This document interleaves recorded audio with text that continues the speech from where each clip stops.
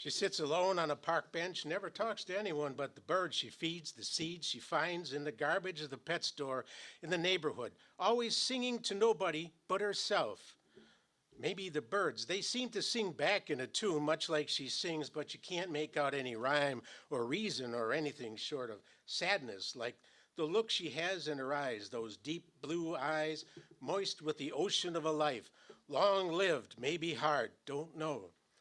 But an ocean of those, in those deep eyes with the sky holding the clouds of memories we'll never know, drifting through her mind and raining out of her eyes, those deep blue eyes, to trickle in streams down the rough landscape of her wrinkled cheeks, of crevices, down crevices etched by worries she carries for all the children. For all children are her children, she says to the birds she feeds, to no one in particular, don't know, calling the cooing of the birds she feeds, the squirrels searching her pockets for food, good food, as her hands, soft hands, caress each little one, as a friend she's known all her life. She's known their mothers and their fathers in past memories too distant to be real. It's just a feeling of knowing the faces of each and every one, and seeing them again in their playful little eyes, those eyes that look up and see. What do they see? Do they see the pain painted there, laid out on a canvas of sky and rolling clouds, and rain slashing through the air, the thick air cutting like a knife, sharp knife, that slits her heart at the loss of love, maybe? Don't know. Maybe the children, long gone neglectful, just don't know.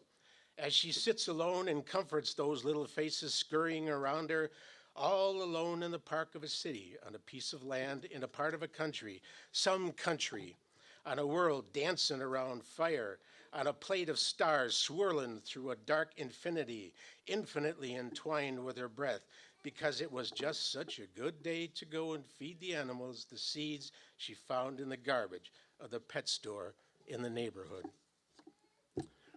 We'll come back to that little lady later. Good morning. The last sermon I did before the world shut down was here. And that's the truth. That was the name of the sermon. So thank you for letting me be here again today. As I mentioned in the blurb on your website about this sermon, Woodrow Wilson signed a proclamation in 1914 designating the second Sunday in May as a national holiday to honor mothers in the U.S. That official proclamation was a long time in the making. Julia Ward Howe began the idea of a Mother's Peace Day observance in the U.S. in 1872 for the second Sunday in June, as a result of her abhorrence to the Franco-Prussian War, which occurred in 1870-1871. Feeling the cruel and unnecessary character of the contest, a return to barbarism, the issue having been one which might easily have been settled without bloodshed. We women of one country will be too tender of those of another country to allow our sons to be trained to injure theirs. In keeping with Howe's idea, a West Virginia women's group, led by Anna Reeves Jarvis, began to celebrate Mother's Friendship Day in order to reunite families and neighbors that had been divided between the Union and Confederate sides in the Civil War. After she died, her daughter, Anna M. Jarvis, campaigned for the creation of an official Mother's Day in remembrance of her mother and in honor of peace. In 1908, Anna petitioned the superintendent of the church where her mother had spent over 20 years teaching Sunday school. Her request was honored, and on May 10, 1908, the first official Mother's Day celebration took place at Andrews Methodist Church in Grafton, West Virginia, and a church in Philadelphia, Pennsylvania. Anna Jarvis arranged for white carnations, her mother's favorite flower, to adorn the patrons. 2 carnations were given to every mother in attendance. Today, white carnations are used to honor deceased mothers, while pink or red carnations pay tribute to mothers who are still alive. Anna Jarvis quit working and devoted herself full time to the creation of Mother's Day, endlessly petitioning state governments, business leaders, women's groups, churches, and other institutions and organizations, creating pathways as she strived onward. She finally convinced the World Sunday School Association to back her, which at the time was a key influence over state legislatures and Congress. In 1912, West Virginia became the first state to officially recognize Mother's Day, and then, well, Woodrow Wilson in 1914. But the budding commercialization of Mother's Day disturbed Jarvis, and she vehemently opposed what she perceived as a misuse of the holiday. In 1923, she sued to stop a Mother's Day event, and in 1930s was arrested for disturbing the peace at the American War Mothers Group. She was protesting their sale of flowers. Jarvis also petitioned against the postage stamp featuring her mother, a vase of white carnations and the word Mother's Day on it. Jarvis was able to have the words Mother's Day removed.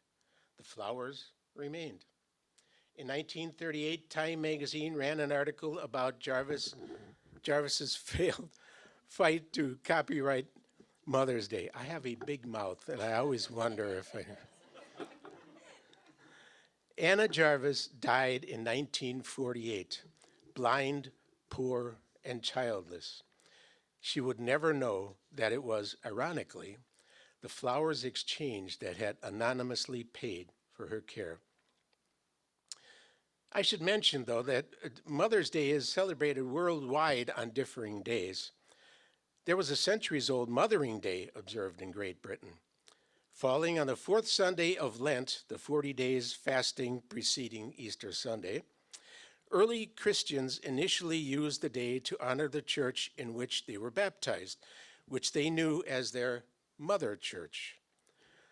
This place of worship would be decorated with jewels, flowers, and other offerings. If they moved and attended a different parish, that church would be known as the Daughters' Church. In the 1600s, a clerical decree in England broadened the celebration to include real mothers, earning the name Mothering Day. Mothering Day became an especially compassionate holiday for the working classes of England. During this Lenten Sunday, servants and trade workers were allowed to travel back to their towns of origin to visit their families. Mothering Day also provided a one-day reprieve from the fasting and penance of Lent so that families across England would enjoy a sumptuous family feast. It fell out of favor in the early 1900s. End of the short history lesson. Now, you probably know that short history since Julia Ward Howe was a Unitarian. Even if you did, it bears repeating. It bears repeating to remind us that maybe we need to change our view, change the direction of where our society has been heading these past decades. Julia Ward Howe, Anna Reeves Jarvis, Anna M. Jarvis, they had a simple vision of honoring their mothers, but they took that vision beyond just honoring their mothers. For them, it was more than, nice job, Mom, thanks for all you did for us. Here, have some candy, some flowers. Come, sit down. We'll make dinner tonight. For them, it was a new vision of humanity. They created a larger vision. There are other cultures that do a far better job of respecting and honoring mothers. Eastern cultures, particularly the inheritors of Confucian thought, think better of their parents than we do. They are admonished to respect their parents at all times, care for them in their old age, bury them with honor, and continue to honor their memory in death. Admirable qualities, but taken a little bit out of context. Confucius envisioned family as hierarchy, and thus applicable to the state as family. I think he is to be admired for his attention to family, how it can be applied to the state. I like thinking of my country, my state, as family.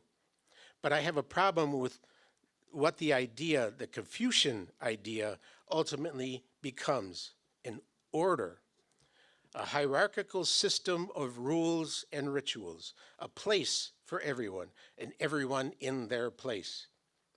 Consider the Confucian quandary. If both your wife and your mother are drowning, save your mother. You only have one mother, but you can always find another wife. Rather cold, don't you think? Logically, purely logically, that makes sense. But we are not creatures evolved into mind alone. We are also creatures of the heart. I cannot live without my heart as much as I cannot live without my mind.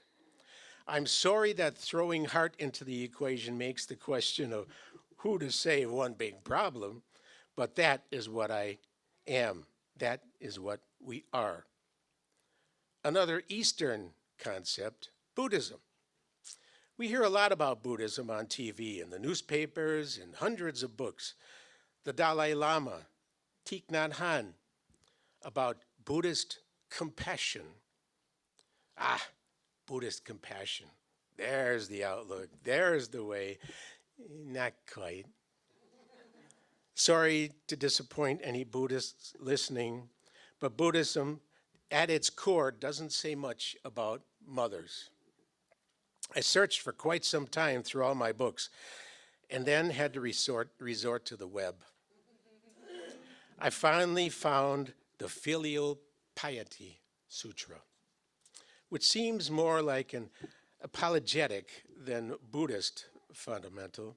The text attempts to synthesize native Confucian ideals with Buddhist teachings and was probably produced by Chinese Buddhist monks in imitation of the Confucian classic of filial piety. The sutra seeks to refute Confucian criticism that Buddhism's traditionally monastic focus undermines the virtue of filial piety. Remember where Buddhism started. The notion of a husband leaving his wife and family to pursue his own religious quest is still considered admirable. Remember, too, that the Buddha left his wife and newborn son to discover his great answer. That's a big problem we, as Western Buddhists, need to confront, to reconcile. Should I give my answer? Well, the problem of reconciling the wrongness of his action with ultimately being still Buddhist? Sorry, that was another time, and my answer is also for another time, which, of course, is the answer. But enough of this old windbag Zen playing. Condensing what I've said down to a few points. Julia Ward Howell and Anna Jarvis had a new vision of humanity, a larger vision, but their vision became distorted. Confucianism is very respectful of family and seeks to broaden this respect to all, the state, but its vision is distorted by lacking heart. Buddhism has compassion, heart, but seemingly lacks connection to family.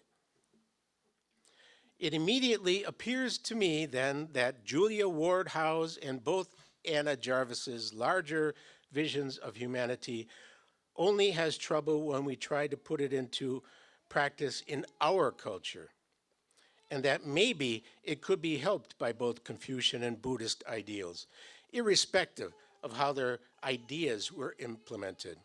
And why the two women wanted to honor all mothers. The cruel and unnecessary character of this context, they said, the Franco-Prussian War, a return to barbarism, the issue having been one which might easily have been settled without bloodshed. We women of one country will be too tender of those of another country to allow our sons to be trained to injure theirs. We women of one country. They speak to all women, all mothers. There is no right or wrong, no separate them versus us. They were speaking for the family that we are all a part of. They are not speaking about just our personal mothers or only mothers of our country or our side of a conflict. They are speaking to all mothers as if they are all sisters in the same family. I remember walking with my mother down cathedral-like streets, the fingers of old elms touching each other overhead like hands in prayer, like archways in a house of worship. We'd talk a little, laugh some, lapse into silence when the words ran out. Always had to hold her hand when we crossed the street. That was a rule I never minded. There was a comfort in that touch. I don't think I fully comprehended at the time. The comprehension of that touch grew the more as the years passed, and the walks shortened, ultimately ceasing altogether. Was it all so long ago? The memory of those moments still hang around the walls of my past like stained glass windows I sit down in front of to contemplate over. Rest my troubled mind, sometimes just to sit. There's a comfort there. Now and then we'd visit Grandma when she wasn't working. The little snacks we'd share between bits of gossip and laughter until it was time to go to Great Grandma Schneck's. Grandpa always having to sit on the back porch steps. Grandma Schneck never allowed him in her house. Those heavy cellar doors and all the homemade jars below. The frequent visits to Busha and Jaja's, the smell of the pierogi I'd help Busha make, the taste of them, warm out of the oven. Was it all so long ago?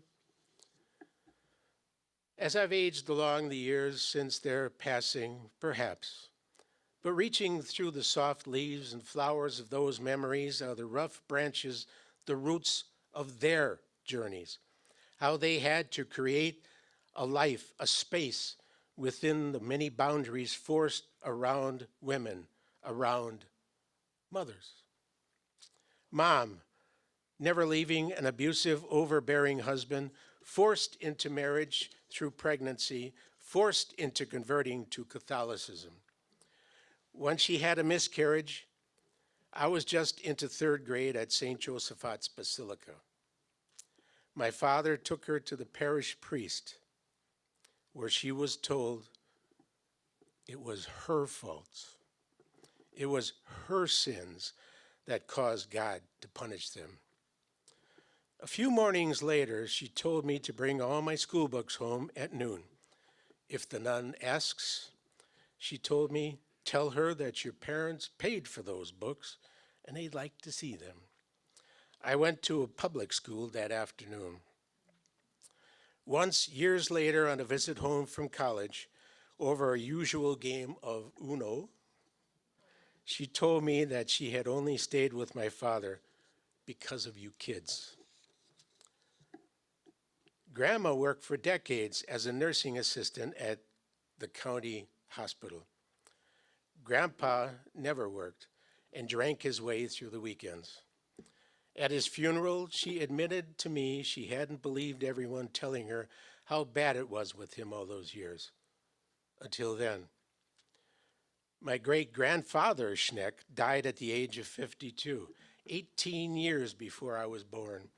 And yet Grandma Schneck carried on. Her son lived with her, my Uncle Leonard. And she was the one that told me, in a matter-of-fact way, that he was gay and what that meant. He was a good friend. Busha, my father's mother, waited 3 years in Poland with a young son until my Jaja could establish himself and bring them over to the U.S. and watch their fortune gradually passing to the Nazis. She never talked much, preferring to keep busy cooking and cleaning. I only found out recently that she had previously been married to a German officer. I've shared these personal stories to make a point. Mother's Day isn't just about our mom. It includes generations and more. I told Patty, my wife, that I wouldn't talk about her mom, my mother-in-law. The gossamer wings of those memories gently waft over my heart too much to settle down into a paragraph or two. There's a whole sermon there. Good or bad, memories linger, even if we don't know who our mother was.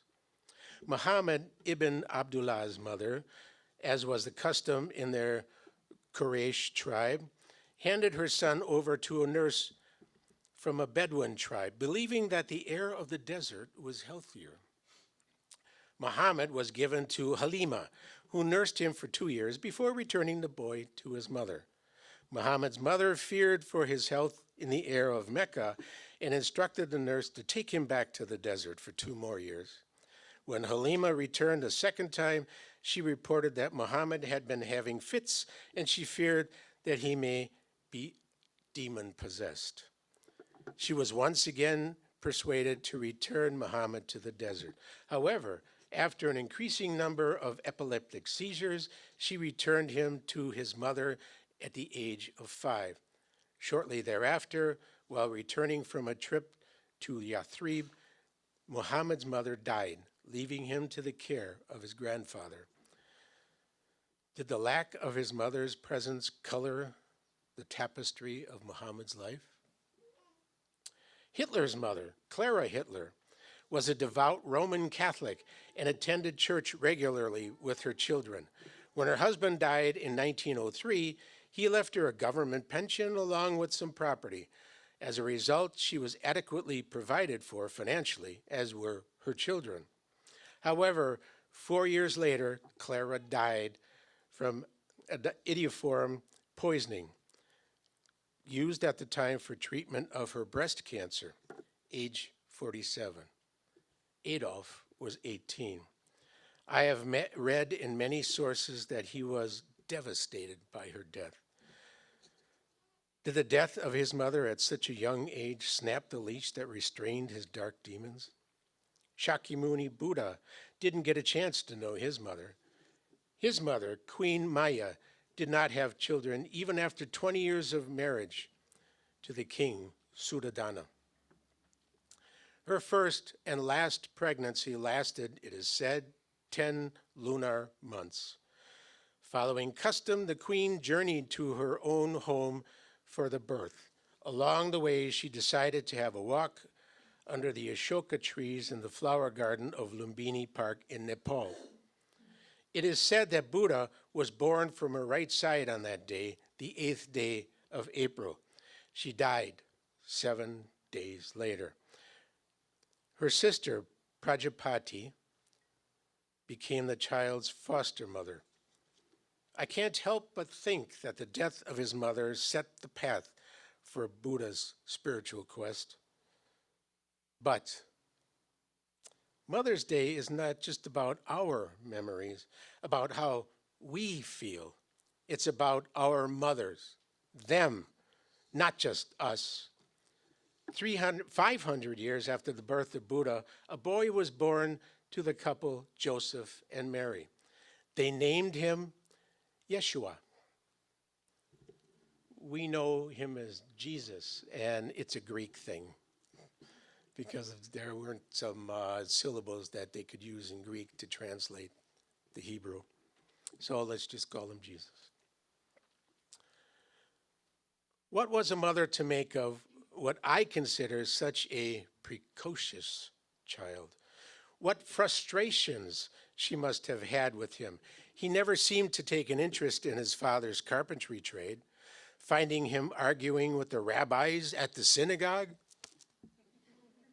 Did she ever tell him, keep his voice down, or be quiet and stay out of trouble? Did she ever warn him that maybe what he was saying would get him in trouble?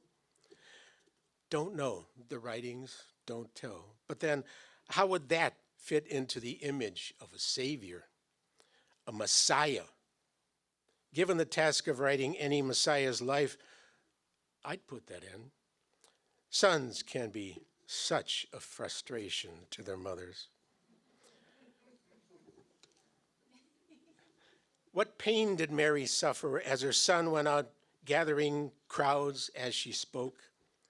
And in the end, when her beloved son was arrested, Jesus suffered in the end because of the truth as he saw it. But what about Mary? There were no stations of the cross for her, but she suffered the pain of his birth to bring him into this world, raised and cared for him.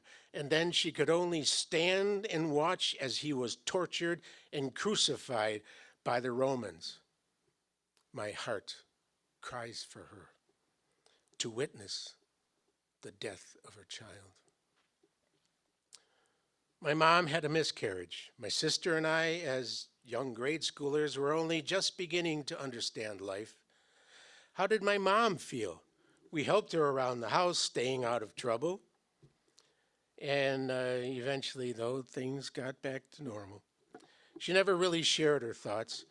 And even if she did, what more could we have done? What things churned in her mind? Other than the obvious outward signs, what did she feel? My father, as I recall, brought her back from the hospital after her miscarriage and then went back to work. If there are any who have suffered through miscarriage here, I give you my heart and the hope for a peace with the life lost. Some mothers choose to end their pregnancy, and I cannot fathom their mind, their reason. But I will not judge that decision. It is their decision, their body, ultimately theirs. The father should be part of that decision, a consideration, but again, the mother makes the ultimate decision about her body. If you are against ending a pregnancy, then don't end yours. It's your body. It's a tragically personal decision. If you are against ending a pregnancy, saying that your faith forbids it, then don't end yours. Other faiths have other views. In the Jewish faith, you are not considered a person until you're born. 8 days after, she corrected me. She works at a Jewish community center. So she said no. If there are any of you who have chosen to end a pregnancy here, I give you my heart and the hope for a peace with the life lost, as I cannot know the mental, emotional, and physical maelstroms of your decision. Who am I to judge? Who is anyone? Some mothers have lost sons or daughters through violence, disease, pandemics, suicide, accidental overdose. What pain resides within them? What questions do they ask that have no answers? If there is anyone here who has suffered such devastating loss, I would take hold your hand, share the pain of your heart. Don't let, if only I, what if, steal into your thoughts. We are not perfect people. We are each unique in our own way. Know that in your time with them, in the circumstances of both your lives, you did your best. Know that each of us, each child is unique with separate lives.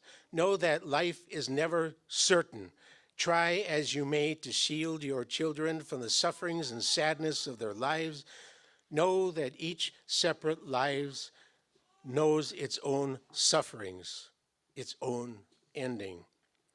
There may be some among you that don't know who your mothers were. You may or may not know the reasons why. It matters those reasons to the people I know who were adopted or simply just didn't know. They sought out the name of their real mother, the reasons. Some were successful, many not. If you care to know who your mother was, search, but be forewarned. Based on the experiences of those I've known, records may be scarce, incomplete, or lack much of anything useful. Reasons they've found are sketchy, if mentioned at all. Some have found such sketchiness deliberate. The mothers simply didn't want anyone to know. Be understanding of it all. One woman told me she found out her single mother died delivering her. She smiled as she told me, a tear running down her cheek. She smiled. The wordless love and thankfulness of that smile was a long hidden memory made whole in her life that she shared with me. I had forgotten that encounter over 50 years ago until I was writing it down for this sermon, and it still grabs hold of my heart. Some women have asked friends not to post any Happy Mother's Day wishes on social media to them, not to mention it. I don't know their reasons, but I respect their request. Memories can be too overwhelming for the celebration, too overwhelming. If you know anyone like that, hold their hand, give them a hug. No need for words. It turns my mind back to an older lady my mother and I would see in the park across the street, the one I rapped about at the beginning of this sermon. We found out she was a mother too, a neglected mother. The three of us would sit on the park bench with her share small talk, the weather, the seeds I always brought along just in case we saw her on our walk. One day she wasn't there, and we never saw her again. One day my mother wasn't there. Both are in the family of my memories. Julia Ward Howe is a distant relative of mine through my mother's great-grandmother, Mary Elizabeth Howe. I haven't worked out the details, but she's there. If I pursue my maternal lineage, that's the mitochondrial DNA that you get from the mother, I'm also related to Marie Antoinette. But I'm not going to lose my head over that one. My point then is this. We have many mothers to celebrate. And if we follow the tangled web of our mothers back in time, who is our mother converges, coalesces into one mother, into all mothers. Julia Ward Howe, the two Anna Reeves, mother and daughter, they were speaking for the family that we are all a part of. They are not speaking about just our personal mothers or only mothers from our country or our side of any conflict. They are speaking to all mothers as if they are all sisters of one family, and that always bears repeating.